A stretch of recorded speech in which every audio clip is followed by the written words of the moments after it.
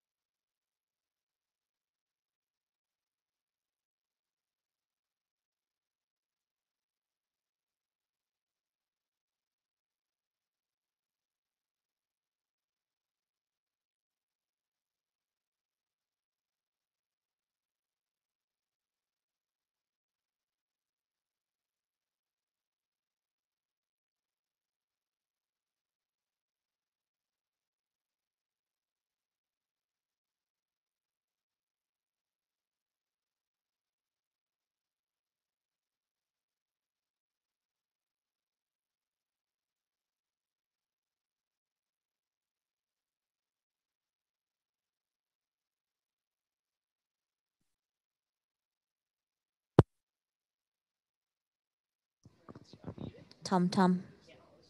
Tom Tom. Tom Tom. Hello. Hello. Where's your t-shirt? Okay, hold on. I'll go to the bathroom. Put it on. Take it off. Put it on. Take it off. Put it on. Can't even see you making all these demands.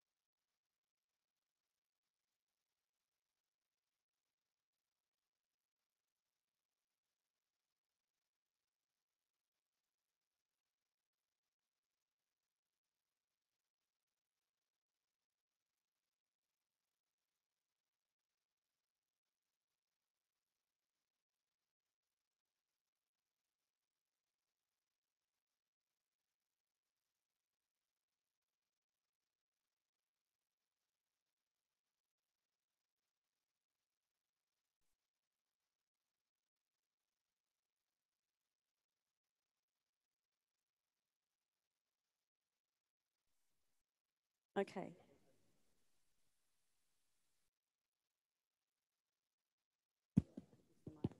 Yep.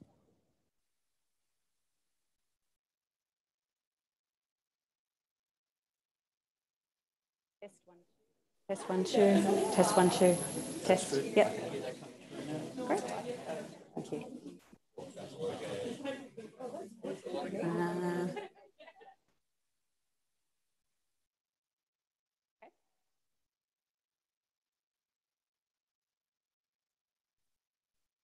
Hi, everyone. Okay. Fantastic. Well, good morning. Number of people. I'd like to start.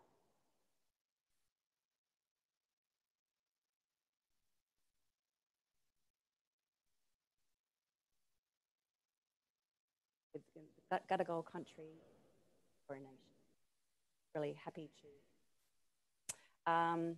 We would also like to acknowledge diversity and difference that's in the room here today as well. Gender, culture, ability, we're all very unique, and it's really lovely that we're all here together with a common cause, which is content. It's a big show today, so we've got lots of fantastic speakers this morning. Won't kind of keep things too long, but just wanted to acknowledge my peers in the room as well. So my name, by the way, is Libby Varco, and I'm the Director of Content here at the DTA.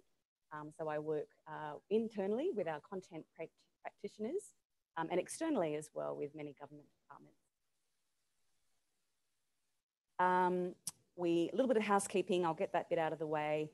We're here until 11:30, so, and there will be cake at 11:30 today as well. So we have a little bit of a celebration, which we'll talk about. We normally take some pictures, so if you're not comfortable with pictures being taken, please let us know, and we'll make sure that we position accordingly.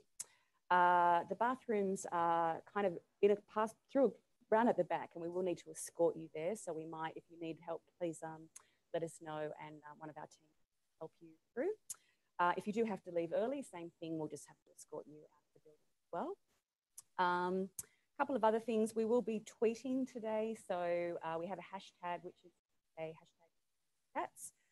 So if you hear anything really inspiring and you'd like to tweet it, please do. And that's the hashtag we'd love you at DTA. Sorry, I'm packing all these. This is my community update. For those that are on the part of our online forum, hands up if you're part of our government and content Google group. Great. Okay. Lovely. We're kind of looking at starting a transferring platform. So I just wanted to mention that as something, just to kind of a bit of a heads up. We are looking at, for those that are specifically interested in content strategy, bringing those people together in a separate place, just to see if that kind of works for us at the moment. So it's business as usual with the Google group, but I just wanted to mention that. And if you're interested in knowing more about it, come and grab me at the end. Actually, I might get Gordon to put up his hand too. You can come and grab Gordon as well. And the other thing, just to mention, the DTA runs free Google Analytics training, which is really fantastic. It happens about once a month here in Canberra, and I do think you can dial in as well. And it's on Eventbrite, so if anyone in your team or you're interested in it, please come along. I think that's enough housekeeping. Anything I've forgotten, everybody?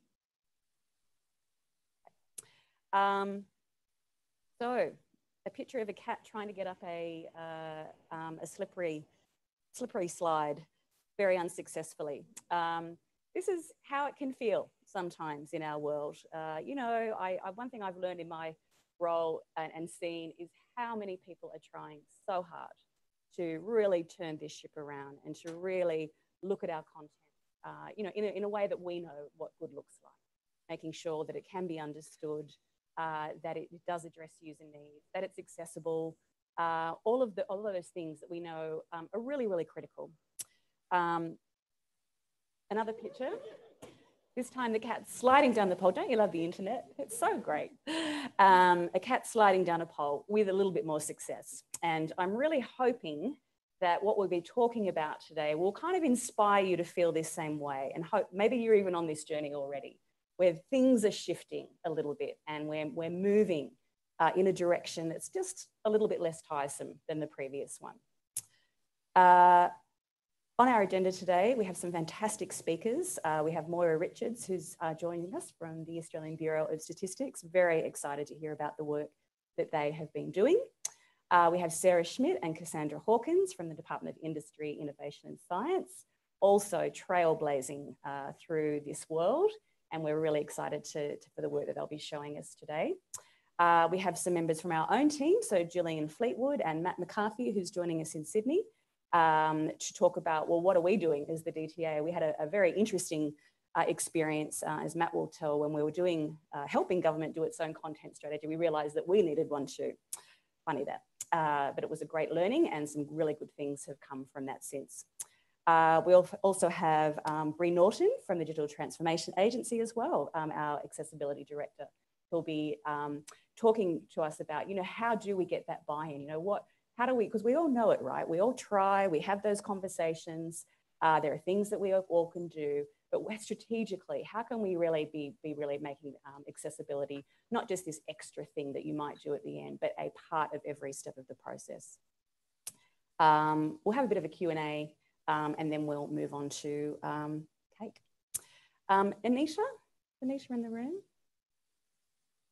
Is she? Okay, we might come back to this. Look, there is if you do have your phone with you, we really encourage you to, we have tinyurl.com/DTA content June 18. This is just our chance for you to pose questions. If you'd like to, just any questions as they're coming up while we're speaking. We might kind of hold off our questions to the end to give our speakers a chance to present. So if there's anything there that just throw it in, and we'll make sure that gets addressed in our final part of the day. I'll give you everyone a chance. Everyone's furiously keying that in. We can come back to that if you still need it. Part of our tradition is just saying a quick hi to a stranger. So turn around if you don't mind, just someone that you don't know, preferably. That's what a stranger usually is. Who you are and why you're here.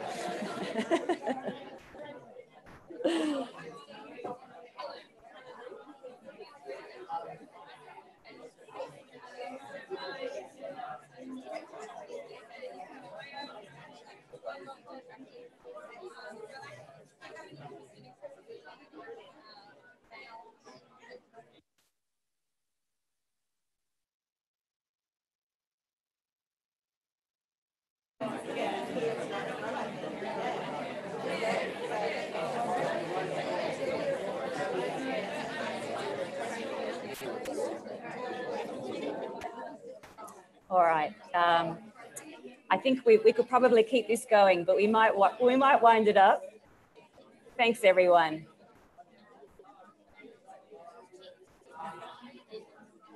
All right. Ding, ding, ding, ding. Did that work? I love it that we can't stop talking. This is a good thing, right? Okay, everybody. Wow, that was fantastic. We could just go straight to cake, right? But we won't. Look, a very quick, what does the DTA do again? And this is for those, anyone a first timer here today? Yeah, fantastic, great, okay. Look, just a quick recap. More digital, better digital, simpler, clearer, faster government services. This is our mantra, and it's all about human-centered design. We have the Digital Service Standard, which you may have heard of. I suspect many of you have, which we also do training around as well, by the way. And this is our criteria that helps teams create services. And we know that many of you are working towards this, and we certainly are looking at how we support you in doing that as well. We build capability, and this is the really important reason why you're actually here today. And this is about sharing what we know and connecting people. This is really important to us because there is so much group knowledge and brains trust throughout the public service. We've had that experience recently, as we'll mention, working on our content strategy guidance. we really can learn so much from each other. And in many ways, our role is to facilitate that and to bring us together and to make those conversations happen. And we create guidance. And this is a big part of why we're here today. We certainly have been quite busy. We have a new, a very important product, which actually servers, which is our guides.service.gov.au URL. This is one URL we would love you to remember. There's a lot of great stuff in this space, and there's more coming. What is there now, which is very exciting, is the content strategy guidance, which is pretty much complete. We're pretty much there, noting that no content is ever complete, by the way, as we all know. It will be maintained and loved and kept going and then archived when it's no longer required. But certainly this is a big milestone for us here at the DTA. And certainly for many of the people who were actually involved in this as well. Now let's see if my notes work. Probably not. Son sent me a text. Yeah. He just got a phone and he can't stop texting me, which I think is a good thing, right? It's for now. So a little bit of a roll call. We certainly had the pleasure of working with many government teams to produce our guidance. Hands up, anyone in the room who was specifically involved in that? Fantastic, great, thank you. There were 40 agencies involved. So I'm not going to read out everyone's name or everything, but certainly we had Department of Agriculture, Attorney Generals, Employment, Health, Human Services, Finance, Industry, Home Affairs, Prime Minister and Cabinet, the ABS, the Tax Office and National Archives actually writing the content with us. And in there, we locked people in rooms and we kind of got all the specialists that we could find in government together to create this guidance, which I think is quite an extraordinary thing and something I think everyone should feel really, really good about. There are many people internally who've been a part of this. Certainly, we have people in our teams that have really driven this, and noting our colleagues in Sydney, Tricia, Matt, Jane, Steve, Phil, past colleagues, Liz DeFegley, Cassandra, Brad, Josh, Lenny, Beatty played a huge role. She was our content strategist that we were so lucky to work with.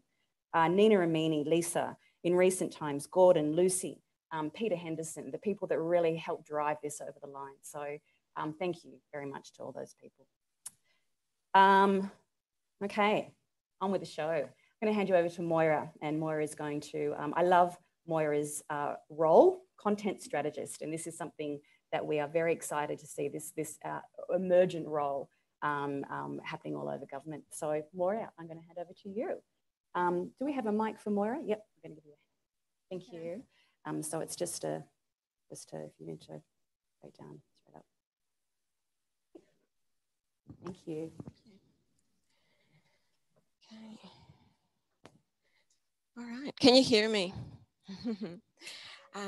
All right, our project is part of an ABS transformation program where we're delivering a brand new ABS website and a content strategy that underpins it. Our project goal is to deliver a service that is so easy that customers can complete their tasks first time unaided, making it more accessible regardless of people's statistical abilities. To do this, we've taken a human-centered approach, putting the customers at the center, and that's what I'm going to talk about today. We've been following the DTA standard and have found discovery and alpha approach has worked really well for us. Following this process has helped us shape our content strategy. In understanding our customers, we've been able to focus on creating content that's useful and easier to understand. And in working closely with our statistical author colleagues, we've been able to find effective ways to support them in the planning and creation of this content. Our journey started with the discovery stage. So to get an in-depth understanding of the tasks that customers were trying to do, their behaviors and needs, we kicked off with contextual inquiries. We spoke with 56 customers, and this is a broad range of customers. So it was teachers, researchers, journalists, data analysts, as well as other key stakeholders in government. And what we learned about their experience is that ABS is seen as an authoritative source and an impartial source, as well as a treasure trove of information. However, we found lots of barriers and pain points, and there were 13 key findings. Now, what I'll show you now is, this is a screenshot of what our current content looks like. This is a standard publication, and what we noted, and when we talk to our users, this is the sort of content that we're referring to.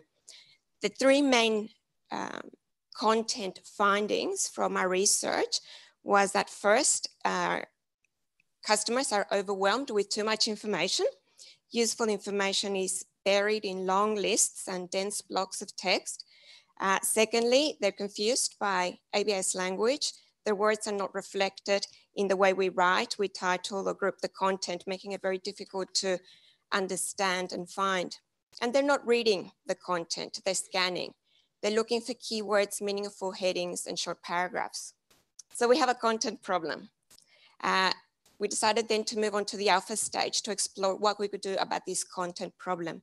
We experimented with concepts of how might we create content that's not confusing, surface the most sought after information, and make it suitable for digital consumption, so scannable and findable. To do this, we co-authored with our statistical experts and created prototypes, because together we could create better value. We simplified the content, but still kept its statistical integrity. We also co-designed with our users by user testing prototypes, testing new ideas to make sure we were writing the right way. We did this by first convincing 4 author areas to get involved in once-in-a-lifetime opportunity to shape the future. Each area worked on improving a piece that was already published on the website, so similar to the screenshot I've got here.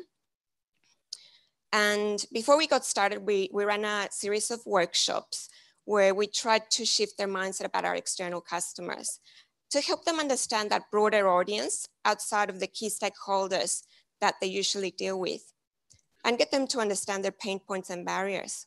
Then we followed this by a series of pair writing sessions to help them make that content clearer. We then tested the paper prototypes. It was A/B testing, so A being the current content and B being the new version. And this helped us benchmark the current versus the new content. And what we did is we tested, could people understand the content? Could they find it? Was it useful? And we gave them a highlighter and got them to highlight words or sections they couldn't understand. So I'll show you an example of, this is just 2 paper prototypes, and it shows the highlighted areas. And as expected, no surprises, bullet points of the new prototypes helped with readability. Simple headings were also useful, and simple definitions in context were helpful. So currently our definitions are buried right at the bottom of pages. So you have to really deep down into the content to find it. And what we did was we surfaced those definitions to the side of the content.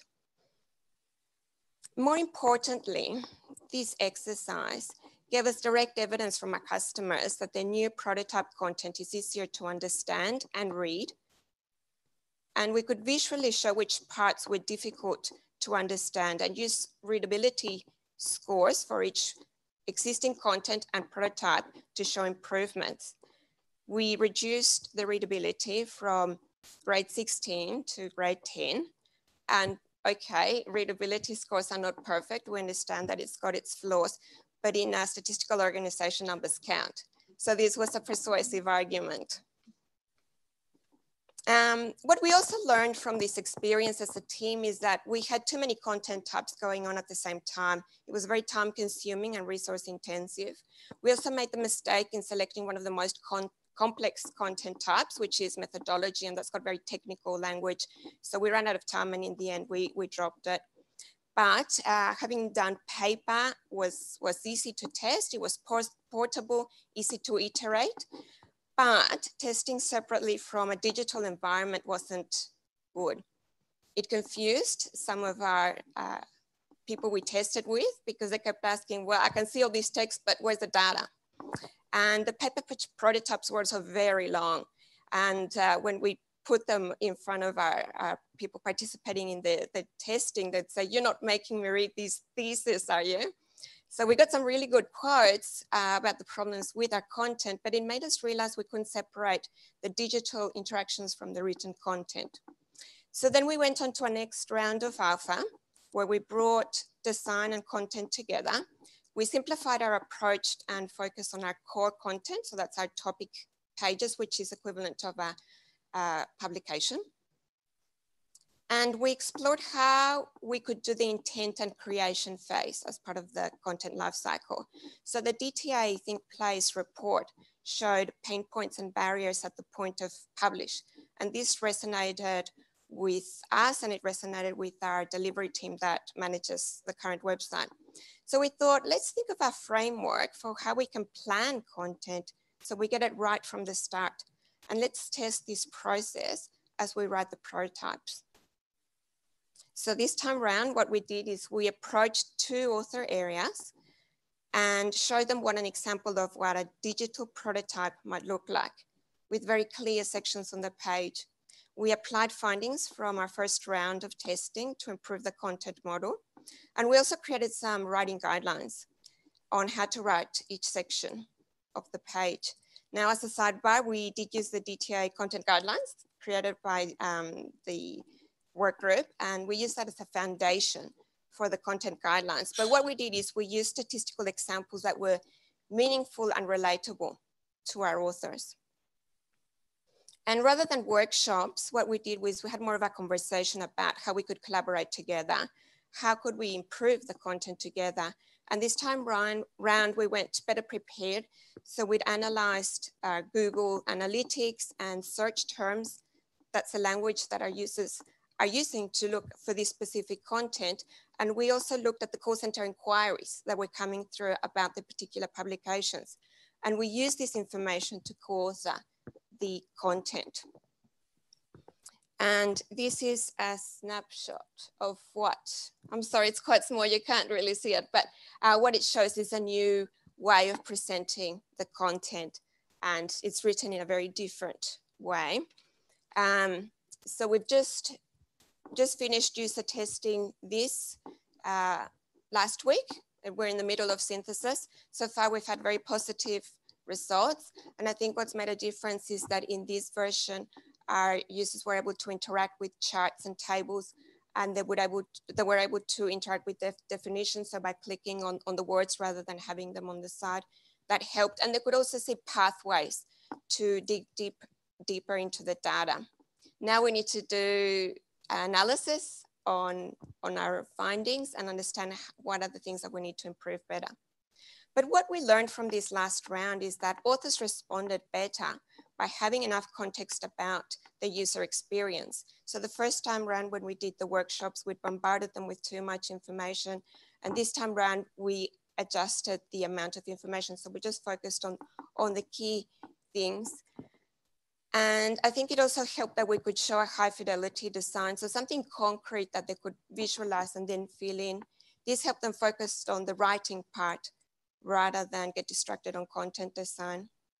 We also got better buying the second time round. It could be that the organization's direction as a whole had shifted to be more customer focused. And perhaps we also become more confident at delivering the message. We've done a few rounds of speaking to our authors, so we felt more confident, and I think that gained their trust. So to summarize then, the approach we took has helped us shape our content strategy that drives a better customer experience. Through discovery, we understood our content problems, and through alpha prototyping, we've explored new ways of writing, gathering evidence that we could simplify our content without losing the integrity of the statistical message. And we took risks of doing things differently, but we did this in a safe way. Through Alpha, we also created an intent and creation framework to support our authors and help them create better content. So we'll continue using this approach for the remaining of our content and continue integrating our content strategy along the way. The challenge will be how we can scale things to the broader organization. So, thank you. Thanks, Nora. have a seat, and then we'll thank you for that, and we'll get some questions to you at the very end. I love the relationship building that we just heard about there.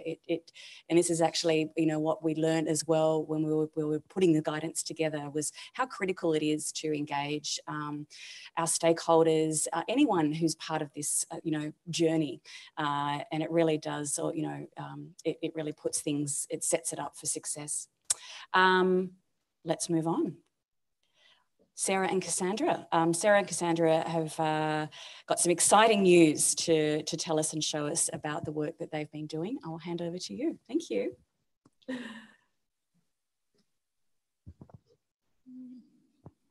So hi, I'm Cass Hawkins, Product Manager of the Website Consolidation Project. And Sarah with me today. We're going to take you through the approach we took for content development for our beta website, which is live at the moment, beta.industry.gov.au. So the website consolidation project has a few aims. Consolidate the number of websites the department has, improve the quality of our web content, and provide an improved user experience. We're nearing the completion of the first phase of the project now, which is focused on the redevelopment of the department's corporate website, industry.gov.au, including the consolidation of 4 other websites, a platform replacement to GovCMS, software as a service, hosted by the Department of Finance, and re-establishing web governance and business processes. The problem we face is not uncommon across government. The current corporate website has almost 5,000 pages, over 11,000 documents, and that's not including content from the other websites that were being consolidated. So we knew majority of this content wasn't being viewed at all.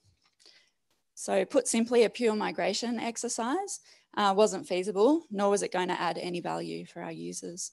And of course, being a project, we had to solve this problem with limited time and limited budget. So I think we got into this mess through past approaches to website and content development, employing a build it and they will come approach. As you know, that's a really expensive way of doing things, and it's a poor use of the taxpayer's dollar if we can't really explain why we created it and who it's for. Our users don't come to our website to hang out and browse through our pages. In fact, more often than not, they don't consciously choose to visit us at all. Along with that, there hadn't been any significant investment in the website platform for probably over a decade. And due to diminishing resources, business and governance processes had started to deteriorate. So we had to come up with an approach to getting the work done in the allocated time, about 10 months, with the resources we could afford while meeting the digital service standard and staying focused on an improved user experience. So I'll hand over to Sarah, who can explain how we went about achieving this. So hi, I'm Sarah. I'm the lead content designer on the project. So it became pretty clear that if we were going to tackle this problem, we needed executive support. So getting the executive on board means demonstrating that there's value for money in what we're doing. So staff get really attached to their content. They've spent a lot of time on it. They're invested in it. It becomes their baby. And so it's really difficult to get people to start thinking about what the user actually needs, what's actually critical information-wise, and not just telling a great story about how hard we've all been working. So getting support from the executive on a clear mission statement for the website, that it's not for everything we do, and we can't be everything to everyone. There are sites out there that provide this information in a better way, more comprehensively, in a more supported fashion. We need to define what it is we do, the part we play in it, and then send them on their way. And sometimes it means not actually saying anything at all. So we needed a clear definition of the scope. We needed to set content principles, and we needed to have really clearly defined roles and responsibilities so that we weren't stepping on each other's toes. So when it comes to the mission statement and scope, apologies for reading, we needed to redefine what the actual website was for, because as Cass described, we'd sort of lost our way. Re-establishing the bare basics of what we needed to actually say and how we were going to deliver it, and recognizing that less really is more. So the following scope was agreed. We would only develop and publish content, and that means only invest in the product if it's a strategic priority for the department, if it's of value to our users and stakeholders, and we can see whether people are looking at it through Google Analytics, and we can test it through user research. We also need to make sure it's correct, current, and we're the actual appropriate single source of truth. If someone else is delivering it better and they're the authority, let's let them do it. We don't have to. And we also made sure it was identified in our corporate or strategic plan or listed in our administrative arrangement orders. So we've been allocated the budget for it. We have carriage of it. It's our responsibility. So therefore we need to deliver it through the website. And of course, making sure that anything we have a legal or legislated mandate to provide in terms of transparency or reporting, that we were delivering that too. So when it comes to content principles, we really had to pair it back to what we knew was critical. And to us, as a very large portfolio with a lot of very diverse activities happening, that meant identifying the flagship programs and the policy information that we really have carriage of and we really need to demonstrate to the public and our stakeholders. Really clearly communicating what the strategic priorities of the department were. We also needed to make sure it could be found by searching Google, because as we all know, no one's just hanging out. They're throwing in a search term into Google or Bing if that's their thing. And they might end up on our website. And it also needed to be found once they came. So if they did end up on the website, can they search for it on the site and find it? Can they navigate it to it as well? And obviously the information needed to be understood once they get there. We don't want to waste their time. We need to get the facts to them as quickly as possible. It needs to be succinct. It needs to be to the point. And of course, making sure that mandatory aspect was there. So we developed our decision tree. This is basically a diagram that demonstrates the thought process we expect our content owners in the department to start going through before they go, oh, well, it's going on the website. So it's going to be difficult for you to see up there, but essentially it asks basic questions. Do we have a mandatory obligation to publish this? Sure, you can publish it then. Is it something our users really need to know? Okay, you can publish it then. But if it's something you just think you'd like to tell people, or you're very proud of it, or it's just something you've spent a lot of time on, you need to look at it a little bit more closely. Is there actually a requirement to tell people this? Does this have real impacts on the way people live, on the way people do their jobs? Will people be negatively affected if they don't have this information?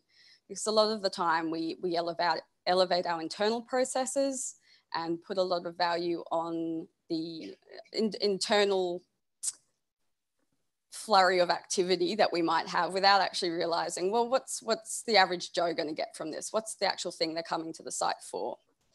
And of course, avoiding big content no-nos like watch this space and we promise we'll have something great here eventually. So another part was, of course, roles and responsibilities.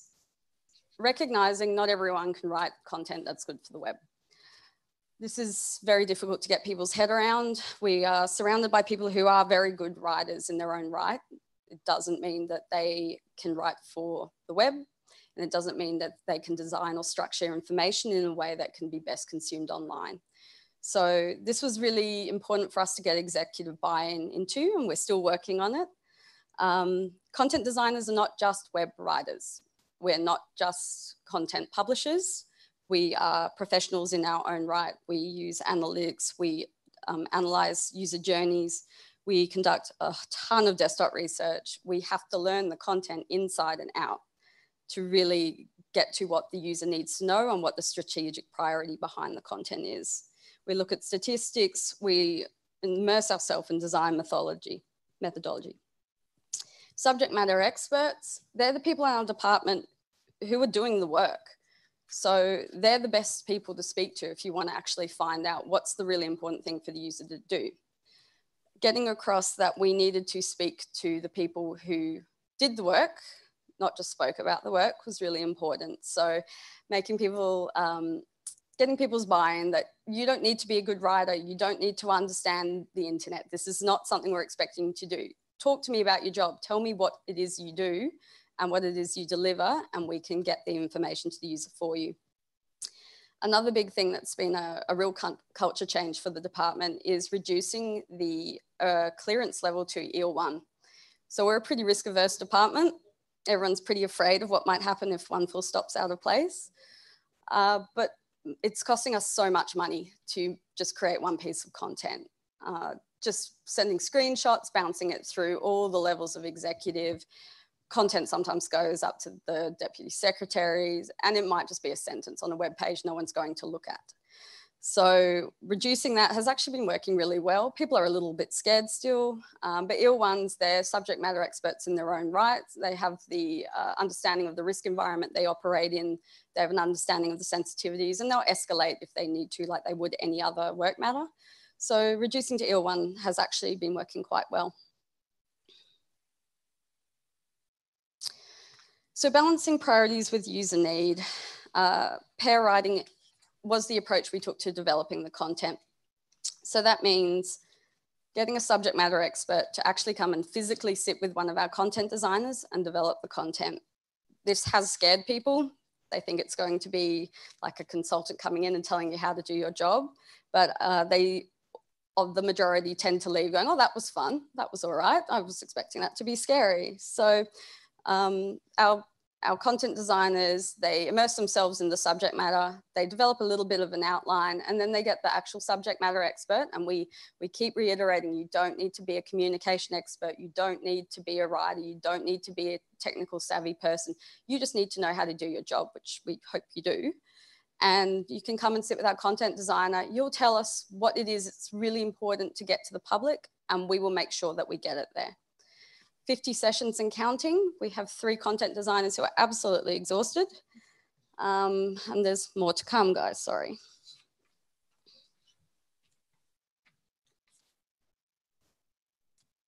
So I've covered this a little, but there's a point here that probably needs making. Removing the imbalance in discussions and negotiations with web teams. It's not an uncommon thing. You work out the best bit of content, you work out the best way to approach it for the user. And then a senior executive says, well, I want this. So reducing that level of clearance to IL1 is a useful stakeholder engagement exercise. It removes the imbalance. It makes it more of an even playing field in terms of negotiating content changes. There was a reduction in cost, but there's also the development in capability. If you can get the IL1s on board with your approach, you've got a better chance of filtering that up the line and making a little bit of change in terms of the way content's developed. Another tool we've been using, and I think some of you do as well, is Visible Thread. So Visible Thread has a couple of readability programs. And as Moira mentioned before, readability scores, they're not the be all and end all, but numbers do speak to a lot of people. We're a department full of economists, so numbers are great. One of the biggest challenges with our content is the way the content's written. Postgraduate degrees required to understand most of it. And as we know, it doesn't matter how smart you are, it doesn't matter how educated you are, it doesn't matter how well you know the subject matter. You don't have time to read through pages and pages and pages of content. When we write for the minister, when we write for the senior executive, we generally stick to dot points. We keep it sharp and short. These are people who are probably the most privileged in terms of educational background, but they don't have time to read our content. So something that helped us get buy-in was explaining we need to pay our users the same respect and make sure our content is just as quick and simple for them to access. So what we've tried to do is with the first layer of content, and we are using a content layering approach to allow users to get to the content quickly, is the first layer is reduced to a Year 9 reading level. Anyone should be able to understand whether the content's for them in the first place. This is for me, I want to know more. They can go to a more complex layer of information if they desire, or this isn't for me at all, I can move on. So that's actually working quite well. People are still saying phrases like, oh, it's dumbing it down, you're removing the nuance, and where'd all that hard work I spent on writing that essay go? So it is an uphill battle, but we are doing quite well, and the content is of course searchable and optimized for search engines. So I'll pass over back to Cass to talk about the beta phase of the project more broadly. Yeah, so obviously we've focused on content today, but there's been a ton more work done by the team, particularly in the user research space. So prior to the project being stood up, there was a discovery phase that ran for about 10 months and looked at website analytics, readability measurements, user surveys, and content user behavior. During Alpha, we conducted observational research, watching real people use the website on the existing website and the new prototypes as we developed them. Online tests for information architecture and design were run with external users all over the country. Internal and external users were involved in all these kinds of research, and we spoke to a good representative sample of real users. So business people, industry people, working with our programs, science stakeholders, etc. So while the new website governance and business processes might be a big change for our department and staff, we're confident that the new website meets the needs of our users. The trick now will be making sure we can sustain the improvement over time, and this will mean building capability within our teams and reinforcing that content is an asset that needs to be managed, and websites aren't set and forget. I figured they're kind of like owning a pet. If you want them to play nice with people, they need training, attention, feeding, and grooming. So that's it from us today. Thanks. Thank you so much. From there. Thanks, Cass. Thanks, Sarah.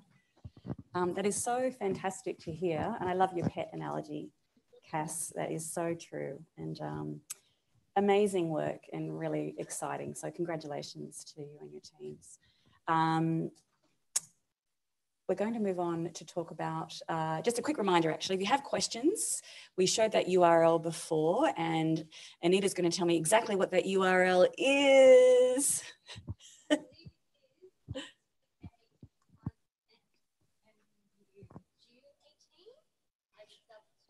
Okay, all right, sorry, I've thrown that at you. I just thought we'd just do a quick reminder of that in case, yeah, maybe we'll write it on the board. That's what we'll do. Fantastic. Okay, we're going to invite Julian Fleetwood and Matthew McCarthy to the stage. Julian and Matt are the DTA's first content strategists, and they're going to be talking about what we've been up to. Thank you. Matt, can you hear us? Yes, I can hear you. Can you hear me? Yeah, perfect. Jules. Okay, thank you. Let's wait for Jules to come to the stage too.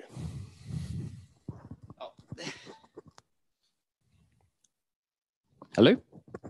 We can hear you, Jules. Yep. Hi, live from Sydney. So hi, welcome. Before I begin, those were really inspirational decks before. I really enjoyed those, so thank you. So who are we? Libby just introduced us. I'm Matt, and this is Jules. And we're both content strategists here at the DTA on products and services, doing the digital service standard. So what are we going to do today and talk to you about? So we've only got 15 minutes and we want to make sure that you've got everything that you have to take away. We want to make sure that we're all learning together and then you've got stuff that you can sort of take and use potentially in your agency. So we're going to be open and honest about some of our experiences and some of the guidance that we've got. So we'll just go back through that guidance that's available. Jules will talk about some of the stuff we've heard and how it fits together with the digital service standard. And then I'll give you a brief case study of how me as a content strategist is working on an alpha here at the DTA. So more gifts from the DTA. Here's a dog reading a book, looking intelligent. So the story so far. So breaking news, government has a big content problem, much of what Libby has already covered. And if you're not new to this meetup, you're aware of this slide. And what did we do about that? So we've heard some things that, there are 44 million content items, possibly more now. And there are 55% of Australians experience a problem with a website and fail their tasks. So this is information that's publicly available. It's out there. You've probably seen it before. What did we do? Well, we created that content strategy guidance. I'm hoping this will work just so I can show you through. So as Libby mentioned, we produced this with 45 in collaboration with 45 government agencies, and we produce guidance that walks you through a content strategy framework. So from where to begin through to how to set your goals, how to do your governance, how to set up an information architecture, everything's there to help walk you through those steps. And through doing this, as Libby touched on, we kind of understood that, hey, we're producing content too. And we probably need a content strategy too for this guidance. So we're gonna have to do that. And we've learned a lot on the way. So a lot of that is reflected in our guidance, and some of that I'll go through when I talk about the alpha after Jules. So I'm going to pass you over now. So that's available on the guides.service.gov email. That's all live, so you can use that as you want. Hello, thank you, Matt. Yes, so another dog. Sorry. I just remembered we actually have. This is the I am a friend of a content strategist sticker, and we've got a bunch of them that I'll bring out at the end. So stay tuned for exciting goodies. So yes, as Matt mentioned, as we were publishing all this great guidance, all this great content, we realized we had our own gaps, we had our own points of confusion, our own duplication, all pointing towards the need for having a content strategy. And here's another of Matt's gifts. Matt's responsible for all the dog gifts. What about the digital service standard? There's a dog looking very interested. This is one of the big areas of confusion and people asking us about is how does content strategy fit into the digital service standard? So what I've done in our team at the service level is we're just at the end of a big discovery process that's focused around how people access guidance, what they need, what they're looking for. We've produced a mental model map, that's really hard to say, of the questions that people have, the things that they're looking for when they seek guidance and where that comes in different stages of delivering a product and a service. So what I'm going to share with you today is 3 of the insights from that. And here's where we kind of enter inception soup territory, because the last part of this discovery process was focused on content strategy guidance. So how agencies are using content strategy guidance, how agencies are doing content strategy. Okay, so the first insight, and here's one of our user research participants, which is the big thing, which is that people are doing content strategy and people following the digital service standard are working towards the same outcomes of user-centered content. So I'm going to read you a quote. This is from, so I should say the discovery process involved many of some of the people who are in this room. So thank you very much for that. Hopefully you'll be excited about what we're doing with that work, and we really appreciate it. So this quote, this is from a content strategist who was given the brief of doing a content strategy around social media and quickly realized that in order to solve the really big content problems, needed to expand this out, and that the scope extended not just to external content, but also internal content. So I'll just read the quote. There were a whole lot of problems, and I was just trying to work out what the underlying fundamental problem was, rather than have a shopping list of problems. It really all came down to, no surprise, not being user-centered. The underlying principle is making it more user-centered. And I really love this quote. And if you're at all familiar with the digital service standard, which I'm sure most of you are, that's what is at the heart of the digital service standard. It's a more user-centered experience. It's a better user-centered experience for users.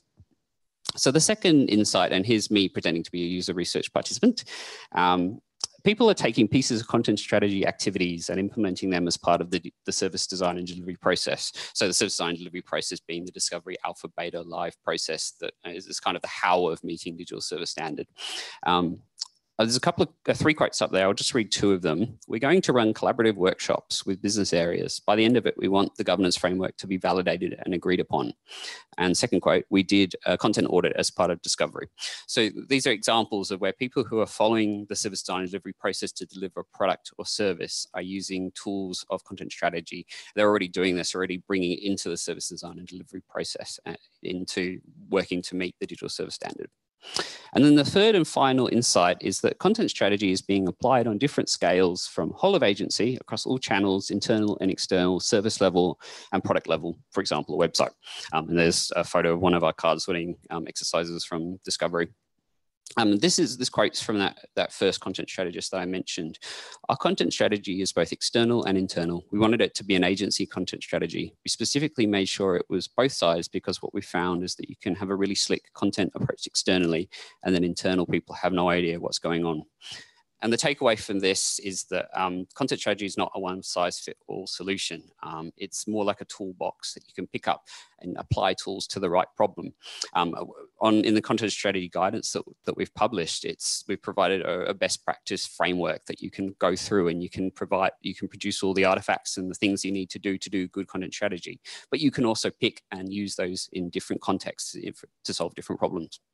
So what are we doing with all these insights? Well, So the first big thing that we're doing as the service level team is to kick off an alpha focused on findability and information architecture. So this is focused primarily around the content on the digital guides platform, and that's where the content strategy guidance lives. So what we're trying to do is explore some hypotheses around how we can restructure guidance, refactor, reformat that guidance so that it surfaces what people need at the right time so that they can apply the digital service standard to get to that end goal of better experience for users, a user-centered experience.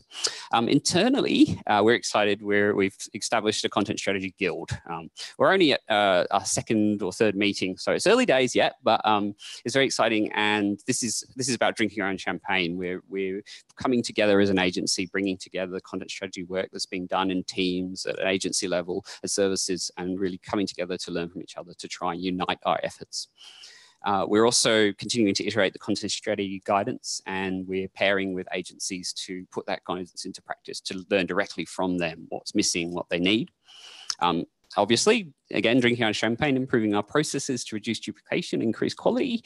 And lastly, and probably the biggest and the hardest of them all, is supporting the recognition of content roles across government. So content designers, content strategists, the differences between the two, what they do, what they don't do.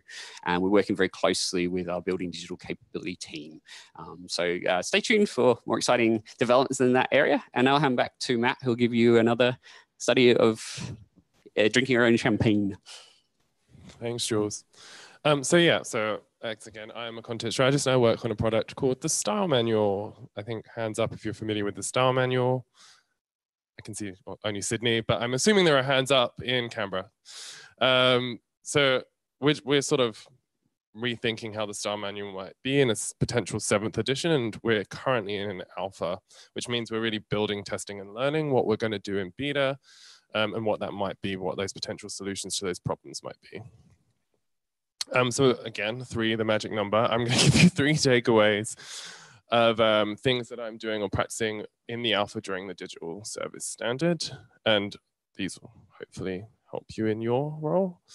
So number 1, as a content strategist, you work alongside the product manager inputting into strategic direction and implementation. So what does that mean on a practical level? So for me and the product manager, this is a picture of our sprint plan. We work together on the alpha sprints and epics, making sure that everything is sort of there from a content perspective. The timings are accurate, that we can do those kind of things like, oh, we need to test an information architecture. What are those steps that we need to take? So we need to do a tree jack. We might need to test it with users. Doing things like content types and governance, we need to know that how people are actually going to create this as part of the alpha. So we do all that together. So it's really just a sort of very collaborative effort to make sure that we capture everything that a content project might need.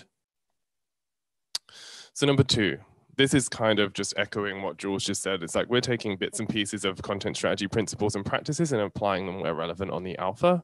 So in alpha, we explore different problem areas, and some of those might be findability. So a lot of the stuff that we do will be focusing on IA. So here I am looking a little bit gormless, but it's the only picture I could find, so that's okay.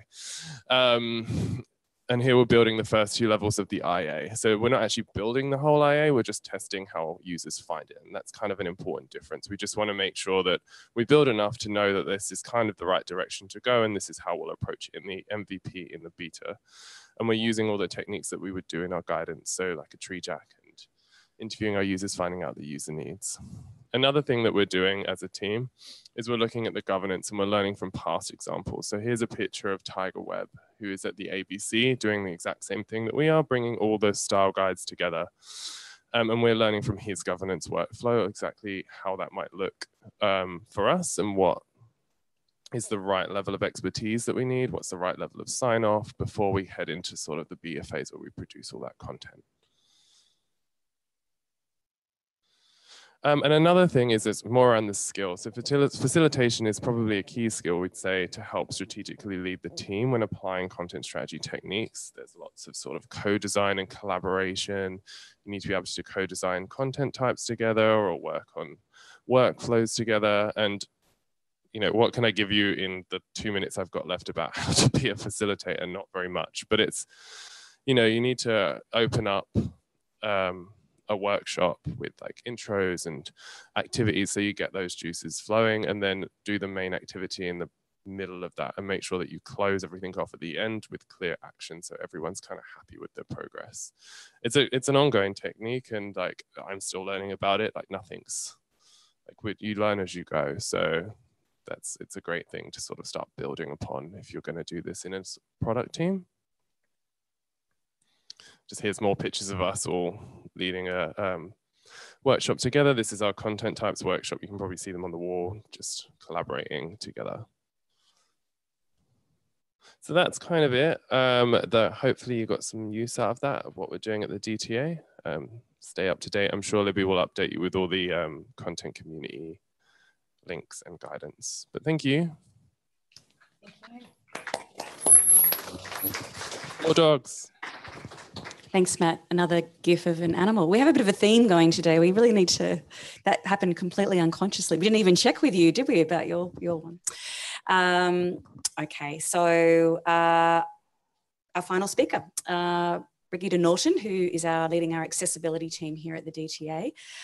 Bri, I'll hand straight over to you. Thank you. Thank you. Welcome, everyone. So I'm going to talk about the benefit to shift to the left, getting accessibility in early on any kind of product or service that you're developing. And I've got a couple of key examples that I'm going to talk to. But firstly, I'd like to ask, what does accessibility mean to you? Anyone? To the floor? Yes, please. Yep. Anyone else? There's a variety of different reasons in this place. Yep. Sorry, it was available to, can you repeat what your reason was? Sorry. Oh, we've got another microphone for you. Here we go. Hand up. Who just spoke then? Sorry, the lady here. Yep. Oh no, I just said it works. Yeah, in the microphone. Oh, sorry. It works for everyone, whether you've got a disability or whether you're just without one. So it works the same for everyone. Exactly. Thank you. Yep, there's a couple of people up the back there. It works with accessible technology. Excellent. Anyone else? Yep, there's one in the corner there.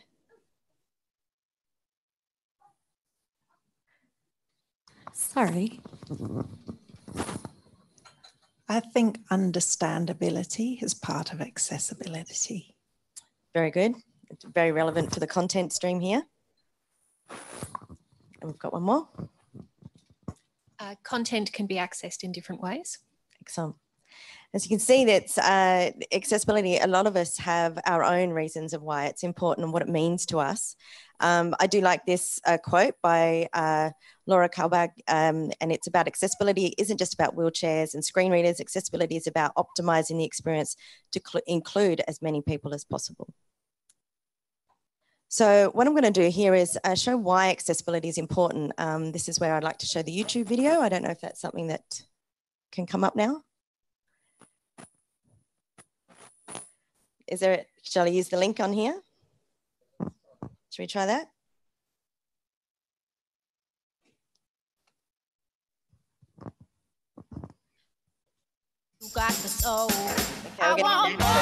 It all starts when you just add marvelous. Okay, so it's buffering.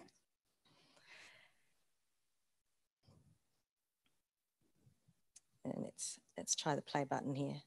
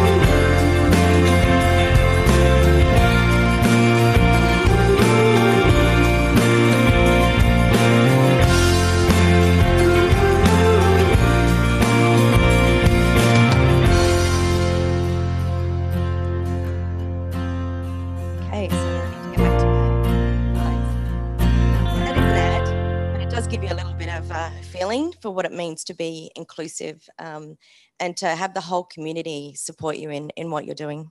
So I better cancel this, yeah.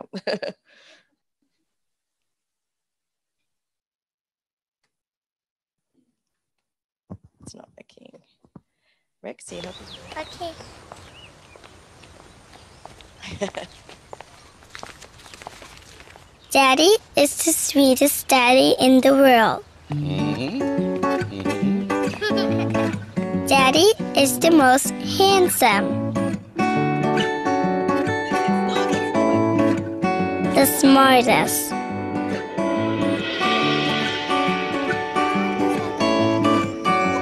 The most clever. They love technology. Thank you. So, and I can make that screen larger again.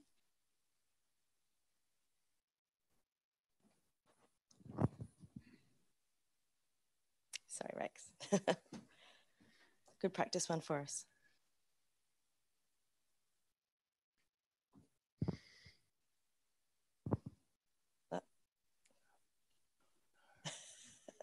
Sorry. Oh my goodness, that's what I look like.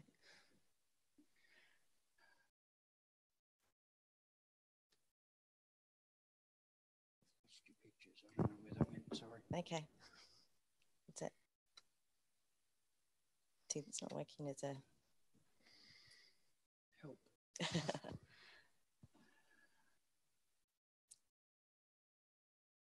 Hang on.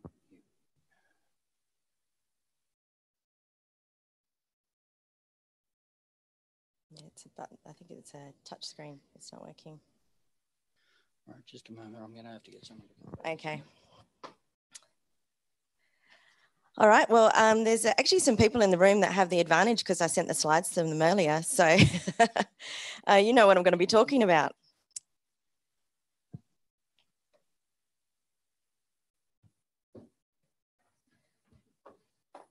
So we missed out.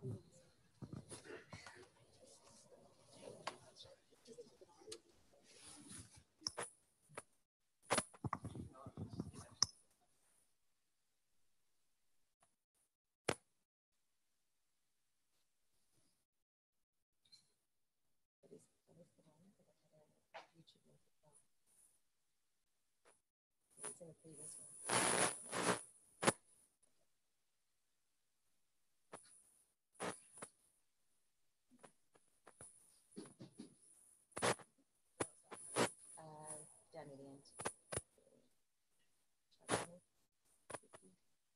Okay.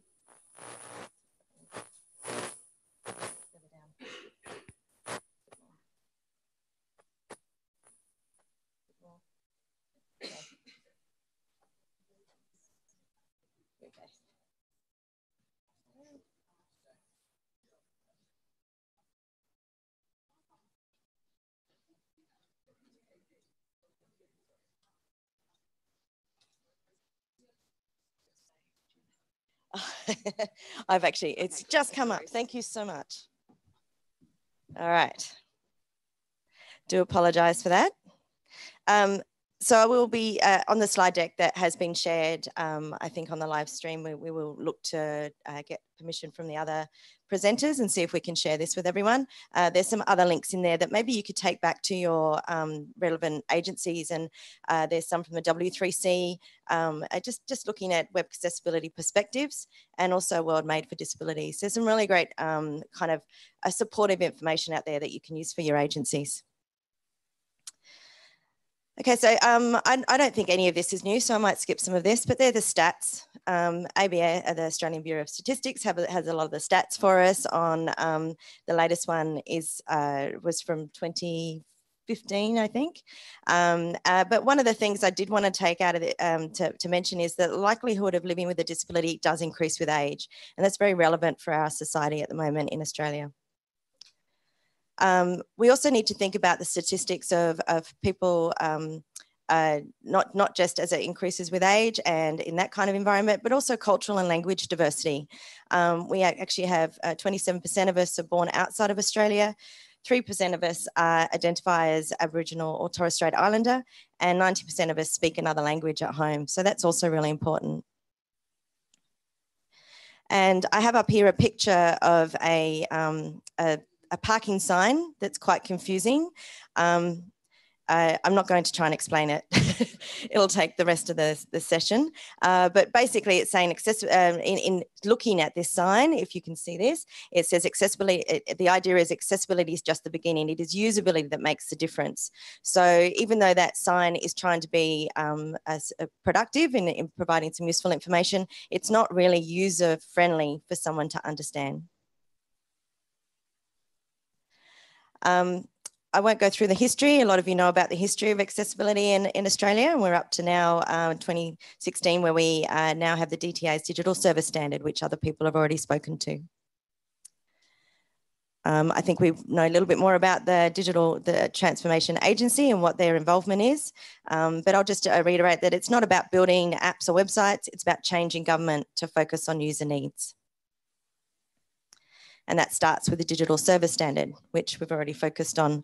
But I reference here and I've also provided a link to the site where these are listed out in HTML. But there's 3 particular areas or criteria that are very important for accessibility. Number 1, understanding your users. Number 9, which is make it accessible. And number 10, in doing the testing your service or product. And then agile delivery is different, but it's very valuable. And this is a great way, if you're starting to work into the agile methodology and our service design and delivery standard, is to actually feed in and embed your accessibility criteria in your definition of good and in definition of done, and also in your acceptance criteria. Really embed those kind of, talk to your practitioners around what you can feed in to those sprints to make sure that you're meeting it for accessibility. And that's a lot of that is automated, but it also could be some, especially around content, as you're actually feeding your content into a sprint, you would then start to think about, well, what kind of wording are we putting here for a link? Are we going to use click here? No, let's use the right wording. So it's actually feeding it into all of those the sprint options. You've probably seen this before. This is traditional service design and delivery government in government. It started with business specifications and functional specs, building the thing, testing it, doing use, and then right at the end you do user acceptance testing, which doesn't really meet the user's needs. In some cases, they just park the product and have to start from scratch again. And what we do here at the DTA, and hopefully try and encourage a lot more, and we've seen already other agencies to do, is to start with the user needs at the very beginning.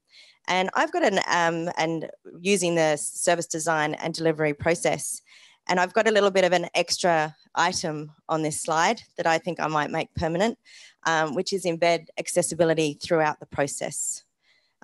So the discovery, alpha, beta, live is up there, and then with that wording as well, really highlights it.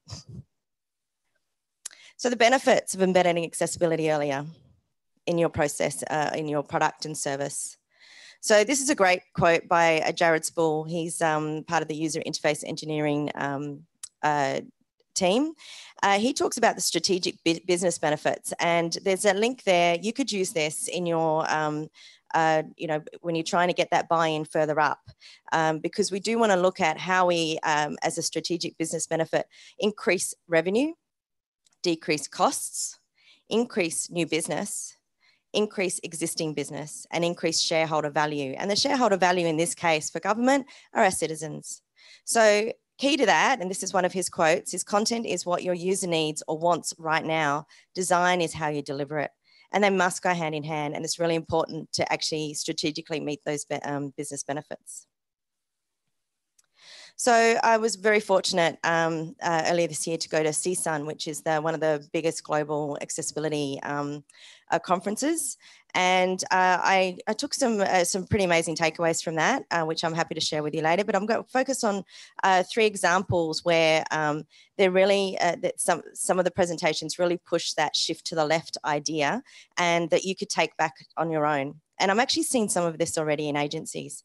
So first up, Microsoft and Google and a couple of other ones there actually had, for the whole 3-day conference, their own room. And they had presenters filling up those rooms. They saw a real benefit in being a part of this conference. They saw it as a business benefit and an education benefit, how they can tap into workforce, how they can be, you know, be a part of society in a good way. And they were showing a lot of the products and things that they're doing that are helping ensure that people are able to access all their products and services. One of the ones I'm showing here is the Accessible and Accountable Customer Support by Microsoft. And I've since becoming the director here at DTA, I've found out that there's quite a few government agencies also doing the same thing in their IT area. They're actually setting up an email or a contact for people that are starting to work for them. They use assistive technologies, and they need support to get it set up in the environment that they're in. And this is really important. It's something you could take back as well. And I think from this, it's more that everyone's doing this. It's really important, and they're seeing some benefits already. Microsoft particularly, we're talking about how they are going into schools and universities, and they're setting up their kind of Microsoft offices so that anyone and everyone can work there. So it's really quite a change to, yeah, let's just get you in, but now we won't support you with anything. They actually have mentoring, they have amazing support services, and they encourage the kind of all this kind of work on social media. eBay was another one that showed us some really good work that they're doing around bringing accessibility in earlier, embedding it into their product and service. They were very clear, and this is not new to other aspects. So, you know, have some clearly defined roles. Who's responsible for what? They have core components. They have this eBay Mind, which is all open source. You can access it. It's their components and design system, and they share that. They mix automated and manual testing, and this is, you know, ongoing throughout their process. They don't do all this at the end. They use, you know, tools like Axe or the Chrome developer, as well as the screen readers and other assistive technologies to actually ensure that their site and that their work that they're doing is accessible. And they have process inclusion. They make sure the right people are involved at the right time. One of the benefits that came out of their presentation, and in my slides are copies to these presentations if you'd like to see them, was that they actually brought in another company called Level A Access, I think they're called, who did an accessibility maturity model on them to see if they actually are meeting that kind of criteria that they have in place. And I think there's a lot of you know, organisations and businesses out there that need to actually have that and show that they're making a difference in this way.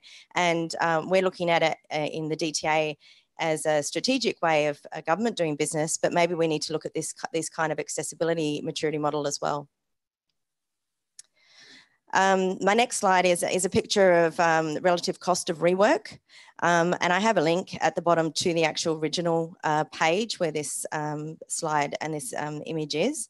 And basically the cost of rework, this is your biggest, no one wants to spend more money in government when they, you know, and when they get to the end of the product, they do their accessibility testing and it really doesn't meet it. They really don't want to start from scratch again. That's going to cost a lot of money. And there's a lot of information out there of what that relative cost of rework is. And as you can see, it jumps up exponentially. So the later you leave it, the more it's going to cost. So what do we need to do to make it accessible? I'm actually going to skip these for reference of time, most of these, but if you'd like to know more, they're all on the DTR website and we link to the WCAG criteria. And instead, I'm going to talk a little bit about some of the things that are coming up in the DTA. Does everyone know about the WCAG criteria? I'm getting lots of nods here. Anyone specifically have a question? Maybe ask it at the end. But I know there'd probably be questions about 2.1, which I think Andrew Arch and I will probably answer together. Okay, so just quickly, we're going to make sure with WCAG 2.1 that people understand the layout of the website, and that includes your text alternatives, very relevant for content strategists, and audio and video alternatives. We want to obviously make it operable, so people can use the website, make sure it's keyboard accessible. There's enough time for people to complete things. It's something even content strategists can think about, is as they're reading through things, if they have to complete a form, you know, and is there a time frame that they have to finish it? And obviously making it easy to navigate is a very key thing for a content strategist to be aware of. We want to make it understandable. This is very relevant for anyone who's doing content design work. And we want to make it robust. So is it suitable for assistive technologies? For WCAG 2.1, in case you don't know, it's now being published as with new criteria. There's 17 more criteria. It's very relevant around mobile, low vision and cognitive impairments. And I'll just give you an example of one of these could be like text spacing between letters themselves is one of the criteria that's in there. At the DTA, we're going to be looking to update our guides to meet the WCAG 2.1 criteria, because we've had a few questions about what we're doing about this. The mandate is in the digital service standard, so we're working with them to work out how we update the mandate. But separately, we will be suggesting to people and agencies that to meet the principles of 2.1 as best as a priority, and we'll be putting the information in our guides on how to do that. And what else can you do? You can carry out ongoing testing with all users. And if you ever have any questions about that, I think something maybe in my role here at the DTA I can help you with. Consider accessibility hand in hand with inclusive design principles. Again, not anything new, I think, to content strategists. It's about designing in a way for people in different situations or different environments, and using different devices. So inclusive design principles here are really important. And I'm just going to finish off with some whole of government and DTA news here. So firstly, we have, we're working on a website reporting tool that will be going out to crawl government websites. A little bit more about this. So we're looking to do all public websites, not necessarily authenticated spaces at the moment. We've actually started in a beta phase, but we're still doing a lot of discovery. And part of that discovery is getting the right people in your agencies to know that we're doing this. We would love for you to share the news that this is happening. And if anyone would like to be involved or like to be a part of any notifications or upcoming workshops or anything that we're doing around this and what we're going to get out of this web reporting tool, please can you contact us? Just a little bit of a roadmap on this test crawl. Initially, we're doing some automated WCAG 2 testing. Obviously, there's still a lot of manual work that we will need to do, and we'll need to work with agencies on how we do that to make sure we can assess sites for accessibility. And then further down the track, we'll be doing a lot more, hopefully, depending on how our beta stage goes and our testing criteria goes around language detection, and so maybe even some more of the manual conformance and front end and back end technology. The other thing we're doing here is working with the APSC on learning design standards, and there is one that I've been working with the local community group and a couple of people here in creating an accessibility learning design standard. We're running more workshops with practitioners and communities, so if you're interested in being a part of that, please let me know. And one of the other things that there's a couple other people here that are helping with, there is a new mandate for ICT procurement that we must meet Australian standards. Unfortunately, not a lot of people know what that means, especially not procurement officers. So there's a whole education process that needs to happen here about embedding accessibility. So yes, we say we mandate it, but how do we test it? So I'm working with the ICT procurement team and various stakeholders, and we would be doing a lot more of the workshops and activities, maybe some online surveys, things like that, that we'd like to get people involved in. So if you'd like to help with that, or you know someone in your agency who is a procurement officer that needs education around accessibility and what that means, we'd love to be able to hear from them and be a part of our workshops. And basically, accessibility is everyone's responsibility. That's going to be one of our new stickers. And please stay in touch. Thank you very much. Thanks, Bree.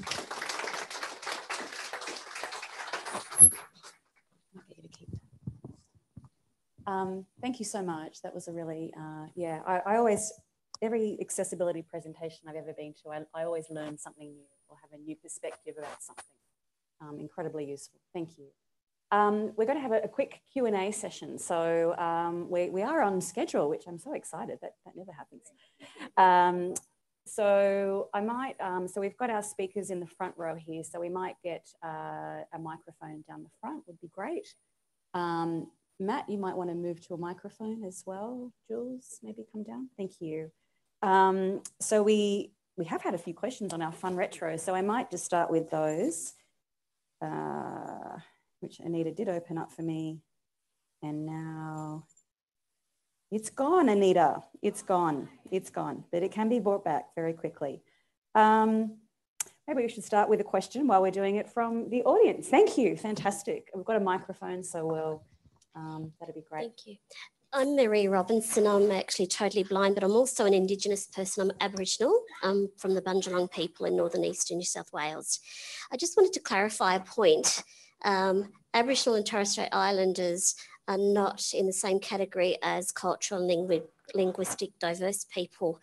We have very different cultures, very different situations. So I don't want to sound confrontational, but I think that should be something that's you know, taken into consideration when we're talking about accessibility to Aboriginal and Torres Strait Islander people and their cultures. I have a question. When Brigida was talking about accessibility, and it was very interesting. I'm still learning, as I'm sure all of us are, but have the Aboriginal and Torres Strait Islander cultures been consulted and included in this sort of process with the digital standards, and also about how best to prepare websites that are more accessible to people from the first people of this nation? That's a great question, Maria, and it's nice to meet you here. Does anyone from the agencies who have done some of the research have any input to that to start with? We've been meaning to. We have an Aboriginal and Torres Strait Islander team that's fully dedicated to Aboriginal and Torres Strait Islander statistics, and they have raised the same question with us. So we intend to do so at some stage, because we have made some changes to the content model, and they're concerned that it might have an impact, or it might be regarded as offensive. So we definitely have to follow up with that. So the Department of Industry does have a diversity and women's network. We also have an Indigenous employee network. So we have tapped into those networks to do user research. But for the most part, we're also looking towards the DTA's inclusion section of the style guide as well.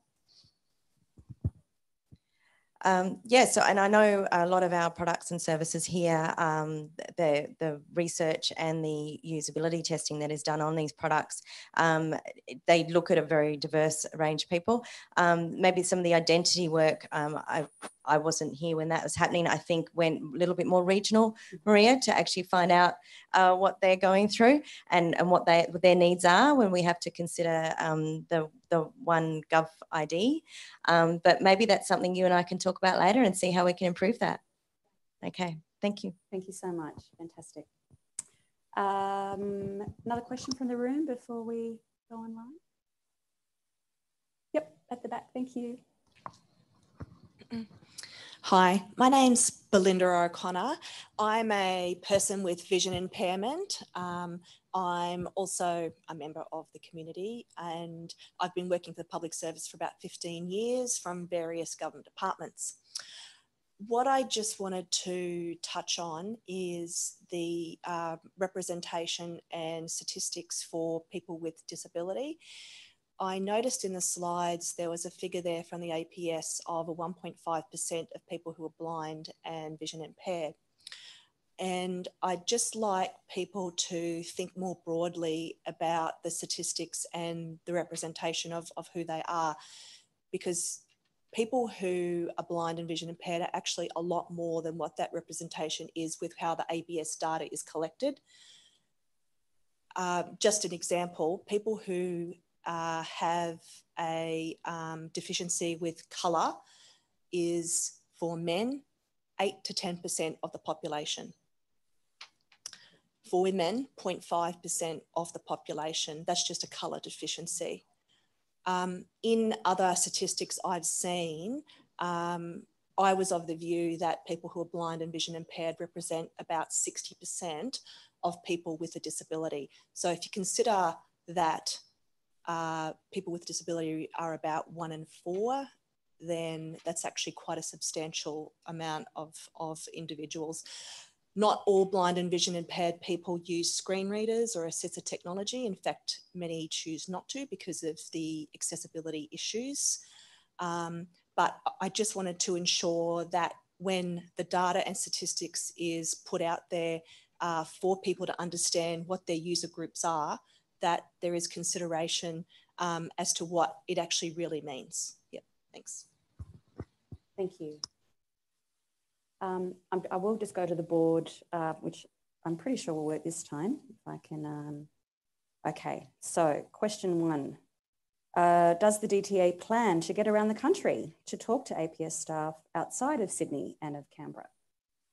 Is my boss still in the room? I'd love to say yes, we would love to, and we certainly have plans. We're currently working on a new service, which we're calling Collabs, which will hopefully allow us to do events like this, pop-ups throughout the country. So including regional areas and really making sure that we're getting around. So thank you for that question. I would love that to happen. A question for the ABS. So Moira, how does the ABS balance the needs between SMEs, so subject matter experts, and audience is a question that's come through. I'm not sure I understand the question. Balance the needs between providing that statistical message and making it understandable for the wider audience. Did anyone ask the question in the room, or is it an online? Yes, great, thank you. Thank you. My name's Helen. I'm from the Department of Defence. I'm one of those procurement and contracting people that you were talking about, Bree.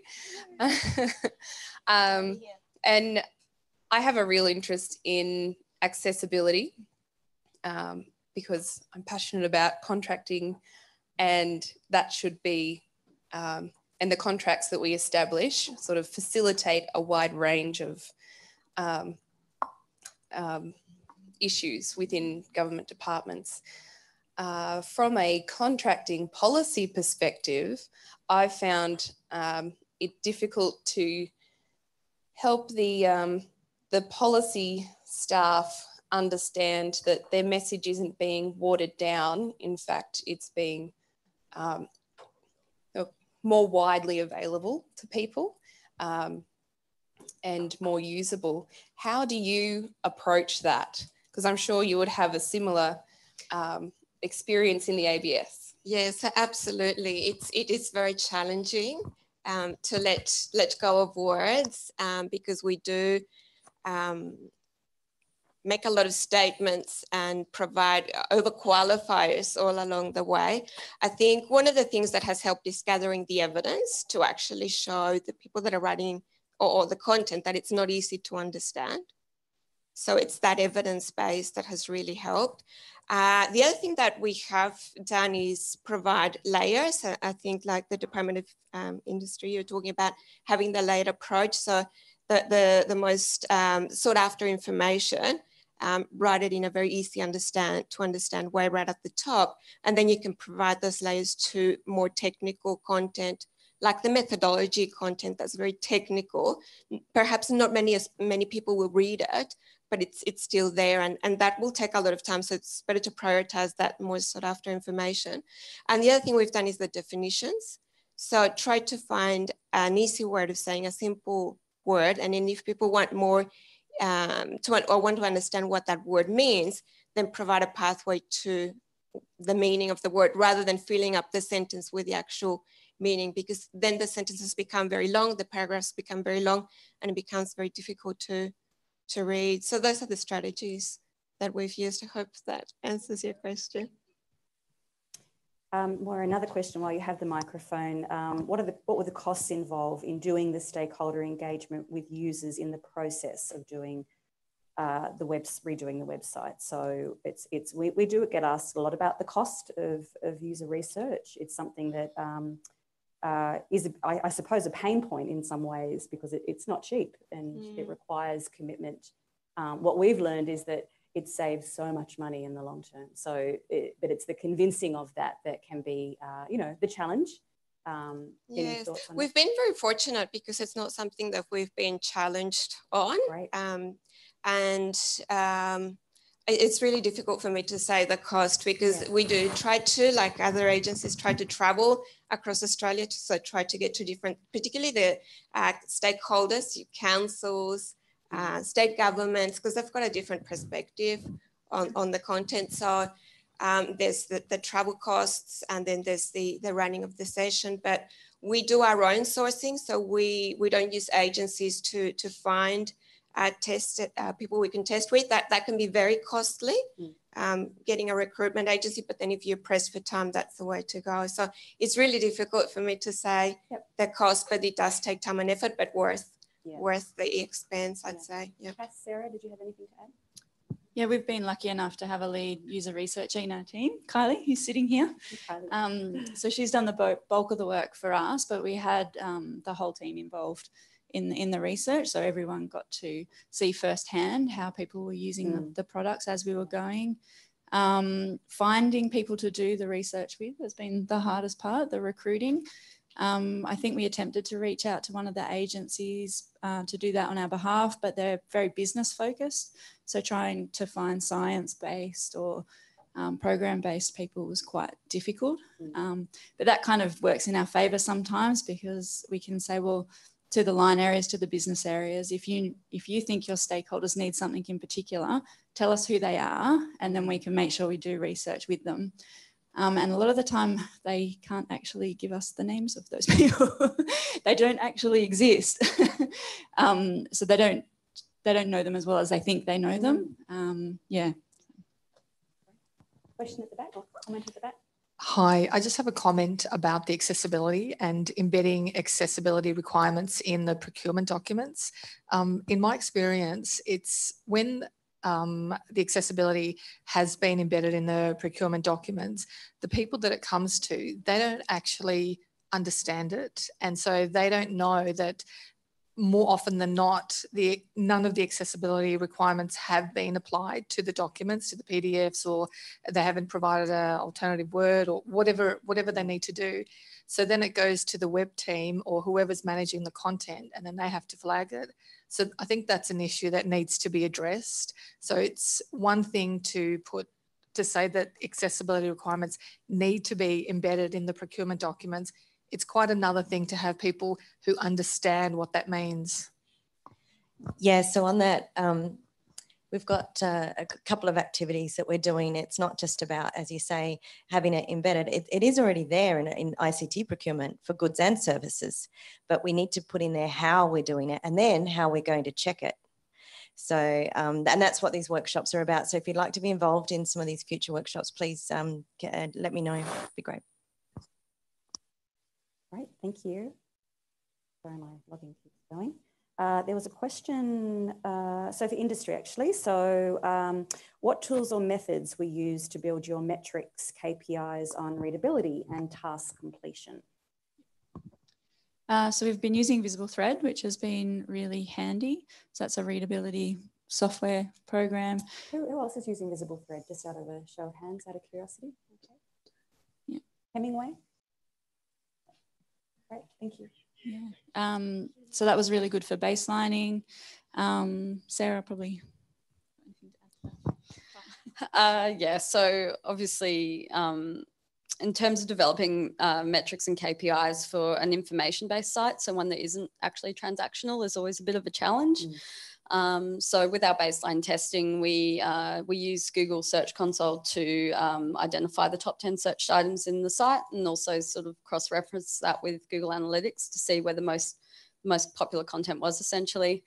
And we use that to form our baseline testing for users on the current site. And we've used those same tasks throughout our testing to make sure we're actually improving the areas we know we need to improve because of the most popular parts of the site. So that baseline testing has informed the IA. It's informed the way the content's written, the way everything's structured. So yeah, it is always difficult when you can't actually track form being submitted or contact center data and things like that, because it is such an information-based site. But yeah, using that more qualitative data and actually watching users use the beta site has actually, it's how we've sort of set our metrics. Yeah. Fantastic, thank you. Matt, I can't see you, but I know you're there. So if you want to jump in at any point, please do, and Jules as well. Here's a question. Where do, excuse me, where do content strategists fit within agencies that have these specific roles? Are they part of comms, IT, web? Are they sitting separately? Good question, great question. I have a kind of quick answer, multidisciplinary team. This is what the absolute optimum scenario is. And this is the benefit, I guess, once again, of, you know, we speak about bringing the right skill sets together, whatever they may be. And sometimes it may not, a content strategist may not be necessary, but we've certainly noticed for any product or service that is very content heavy, it needs to be there, that skill. Thoughts, the others? At the moment, obviously, we've got the multidisciplinary team set up for the project. But yeah, one of the biggest challenges we're going to face is rolling the new website back into BAU and making sure that the BAU teams have the right skills. At the moment, those teams are made up of traditional web publishers. So they know the code, they know how to publish, they don't necessarily understand the content design element. And of course, they're working very closely with a broader communications branch who doesn't necessarily have the latest digital skills. So it's definitely a big challenge, and goes back to the departments investing money in capability, because it's going to keep changing. Technology is constantly changing. We keep finding out more and more. So yeah, you really got to stay on it, or you can get behind really quickly. Moira, which do you sit in a particular team? It's, I think, very similar to the situation Cassandra was talking about. We're part of this transformation program, and we're being brought together more closely with the dissemination team, but that's the business delivery part that looks after the current website. So the skill set is very different. And so, yeah, how we transition into the future is a challenge for us. And I think the recognition of the value add of the content strategist is something that we need to continue working on. I think there's an awareness, but that going forward in terms of support and getting the buy-in from the senior stakeholders of the organization in particular, I think it's going to be something we need to work on. Yeah, and we have that challenge ourselves. So how do we promote the role of content strategists, both internally, getting others to understand what that role is, and certainly externally as well. And many of us here might be doing this already, but we might have a different role, different title. So I kind of think there's almost this movement towards the recognition of what this skill set actually is. Yeah, sorry, I just wanted to add, I'm Katina from Defence. I'm very lucky in that I'm in a multidisciplinary team that will stay together because our project is our work. So once we finish, we're just about to start the beta phase. Once it becomes business as usual, fantastic, we will maintain the content and the site. So we're very lucky. Yeah. Living the dream. That's fantastic. Wonderful. Any other questions from the room? I might just, we've got time for one more, and then we'll release the cake and tea. I can hear the kettles on. Sorry for those online. We hope you've got a cup of tea in front of you.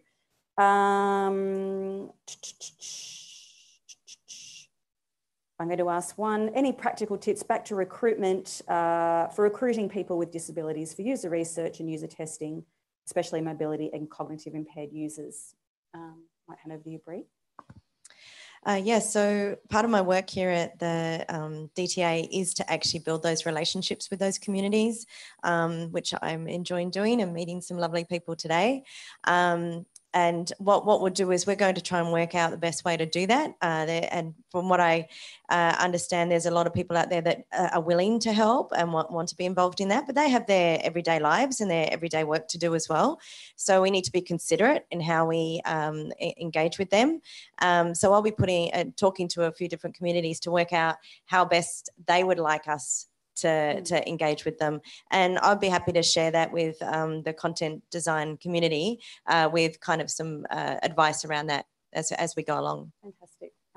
There's also some new tools that are coming out. I mean, recruitment companies can help, but I know there's one coming out soon that they're gathering people online and you can actually contact that service. So also talk to me about any questions around that as individually. As that progresses, I'll be able to let you know more. Thank you. Any final comments? No questions? Gordon. Thanks, Libby. I'm on the hook for the long-term success of some of this guidance that you've been hearing about today. So tracking, it's not just its usage, but it's actually application out in agency land. And there's one other product that I think is sort of falling under that umbrella that actually might assist that I wanted to bring to your attention, and that's the Australian Government Design System. There's a lot of mention earlier today of making sure we can prototype things quickly, making sure things are meeting a variety of accessibility standards. So that's recently gone out the door from DTA at designsystem.gov.au. We do find that there's a lot of overlap between the communities that we deal with. So content design, oftentimes you're working in a multidisciplinary team where that same, where your colleague may also need to be across some of those design considerations. So I encourage you to get involved with that. Matt mentioned the style manual product. We're very keen to keep on progressing that, and as we enter into a beta phase, we're likely to be able to reaching out to our target audience, to participate in some of those user research activities and usability testing. So please, if you do hear Matt's voice on the other end of a phone asking if you can come along and be involved, that's what's going on. But that's probably just some of the other things that are going on inside the guidance service team that we need you to be aware of, or I encourage you to get involved with. You've also got those additional Stay in Touch things up on the screen. I think that's pretty much all I wanted to say for now, other than I'll be around to answer questions. And if you want to make sure you've got the right person in your agency aware of the whole of government web reporting activity, please come and let me know. Thank you. Thanks, Libby. Thanks, everyone, for your time. Fantastic having you here. And thanks to our wonderful speakers. A final round of applause.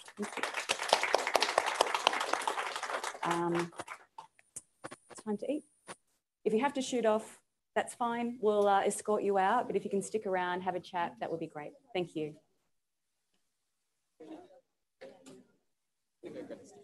Okay, thank you. Good idea. Thanks, Jules. Hey? It is. That's the real reason we're having. Yeah, exactly. It's actually my birthday cake.